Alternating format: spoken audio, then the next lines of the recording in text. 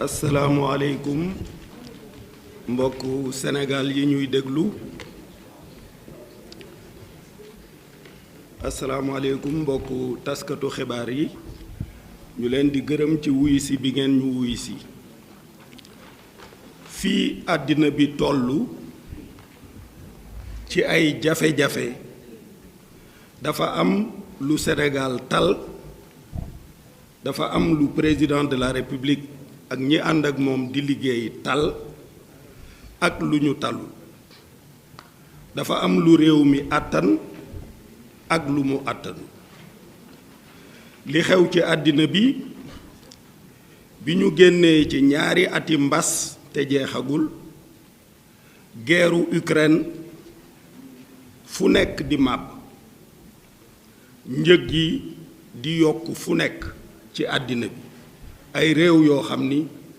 njëg yi na mu fay yokkee daanaka day doublé li ñu war a tal mooy fexe ba jafe-jafe yooyu bañ a nërmeel suñu askan bañ a nërmeel suñu réew jafe-jafe yi ñu ngi fi jóge ci àddina bi ci loo xam ni suñu yoon nekku ci wante suñu warugar la ñu takku fexe ba dékku ko ba ñi nga xam ni ñoo gën a néew doole jafe-jafe yooyu bañ leen a nërmeel ci cadre boobu ci ngeen gis président de la République yokk salaire yi ci enseignants yi ak ñeneen ci ngeen gis 600 000 familles yi gën a néew doole ñu jox leen ay ndimbal direct yónnee leen ko ci yaatal loolu fexe ba mu gën a yaatu ci la ñu nekk ci la ñuy liggéey guddi ak bëccëg dem Russie wax ak ñi nga xam ni ñoo indi guerre bi wax leen ni stock ya fa nekk nañu fexe ba Afrique am ci lu mu dunde nañu fexe ba engrais bi nga xam ni bu ko baykat yi amul ci nawet bi tàbbi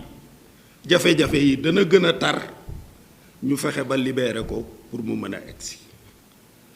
ku nekk ci loolu tal nga leneen lu dul tëbi teen jàmm ci lañu mën a liggéeyee ak liggéey bu mu mënti doon jàmm ci lañu mën a jaamoo yàlla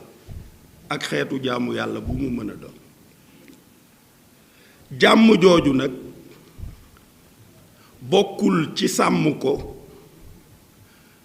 lu yoon dogal te neexu la nga ne du fi amee sartu réew mi ak yoonu réew mi kenn rekk la jox sañ-sañ mu wax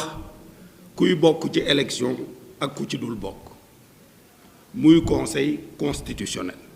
joxu ko président de la république joxu ko ministre de l'intérieur conseil constitutionnel rekk moo am sañ-sañ dogal kuy bokk ak ku dul bokk bi ñu invalider listu Ndakaaru bi conseil constitutionnel dafa ñëw jël beneen dogal donc conseil constitutionnel moo am sañ-sañ bi bu xisee wax nag wax ja day ferenkulaay fa lay yem amul dara lu ko féete kaw kon lu mu dogal ñi bëgg jàmm bëgg li ñu war a tal te mooy fexe ba jafe-jafe yi jóge ci àddina bi bañ a faagaagal réew mi muy ñun muy opposition li ñu war a def mooy sàmmoonte ak dogalu conseil constitutionnel moo xam neex nañu moo xam neexuñu li ñu bëgg a gëmloo ni itam dafa am ñu bëgg a génne ci élection yi loolu amul puisque